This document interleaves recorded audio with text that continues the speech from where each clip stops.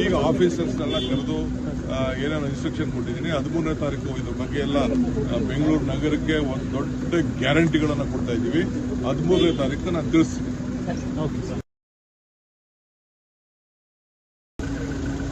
ಮೋದಿಯವರು ಹೇಳ್ತಾರೆ ಚಿನ್ನದ ಬೆಲೆ ಯಾಕೆ ಜಾಸ್ತಿ ಆಯಿತು ಅಂತ ಹೇಳ್ತಾ ಇಲ್ಲ.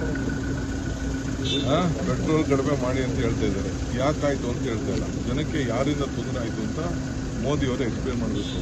ಈ ಮದುವೆ ಮಾಡೋರು, ಮುಂಜಿ ಮಾಡೋರು, ಚಿನ್ನ ತಗೊಳ್ತಿರೋರನ್ನ ಯಾರು ಬೇಡ ಅಂತ ಹೇಳ್ತಾರೆ.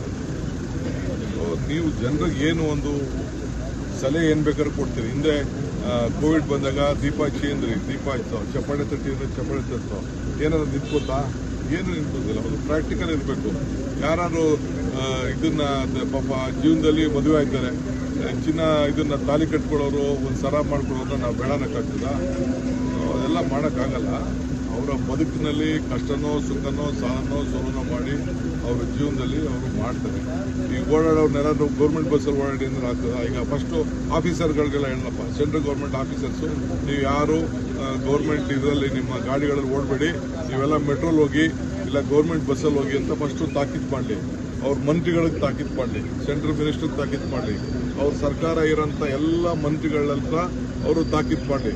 ನೀವು ಯಾರು ಇನ್ಮೇಲೆ ಪೆಟ್ರೋಲ್ ಗಾಡೀಲಿ ಹೋಗಬೇಡಿ, ನೀವೆಲ್ಲ ಗೌರ್ಮೆಂಟ್ ಬಸ್ಸಲ್ಲಿ ಹೋಗಿ, ನೀವೆಲ್ಲ ಮೆಟ್ರೋಲ್ ಹೋಗಿ, ನೀವೆಲ್ಲ ಟ್ರೈನಲ್ಲಿ ಹೋಗಿ ಅಂತ ಫಸ್ಟ್ ಅವ್ರಿಗೆಲ್ಲ ಹೇಳಿ. ಫಸ್ಟು ನಾನು ನಡ್ಕೋಬೇಕು, ಆಮೇಲೆ ನಾವು ಬೇರೆ ಸಾಮಾನ್ಯ ಜನಕ್ಕೆ ಕೇಳಬೇಕು.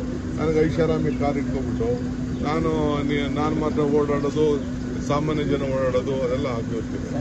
ಕೆಲವು ಜಗತ್ತಿನ ಪರಿಸ್ಥಿತಿ ಸರಿ ಇಲ್ಲ, ಕೆಲವೊಂದ್ಸಲ ತ್ಯಾಗಕ್ಕೂ ಸಿದ್ಧವಾಗಿರಿ. ಸರಿ, ತ್ಯಾಗ ಫಸ್ಟ್ ನಮ್ಮಿಂದ ಶುರು ಮಾಡಿಸ್ಲಿ ಅಂತ ಹೇಳ್ತಾ ಇರೋದು. ಮಂತ್ರಿಗಳಿಂದ, ಗೌರ್ಮೆಂಟ್, ಸೆಂಟ್ರಲ್ ಗೌರ್ಮೆಂಟ್ ಅಫಿಷಿಯಲ್ಸ್ ಇಂದ, ಇವರ ರಾಜ್ಯದಲ್ಲಿರುವಂತ ಎಲ್ಲ ಸ್ಟೇಟ್ ಗೌರ್ಮೆಂಟ್ ಅಫಿಷಿಯಲ್ಸ್ ಇಂದ ತ್ಯಾಗ ಶುರು ಮಾಡಲಿ. ಅವ್ರ ಕಾರ್ಯಕರ್ತರಿಂದ ತ್ಯಾಗ ಶುರು ಮಾಡಲಿ, ಲೀಡರ್ಗಳಿಂದ ತ್ಯಾಗ ಶುರು ಮಾಡಲಿ, MLAಗಳಿಂದ ತ್ಯಾಗ ಶುರು ಮಾಡಲಿ, ಆಮೇಲೆ ಬೇರೆಯವರು. ಹೆಚ್ಚಿನ ಮಾಹಿತಿಗಾಗಿ ಫಾಲೋ ಮಾಡಿ ಬ್ರಿಗೇಡ್ ನ್ಯೂಸ್ ಕನ್ನಡ.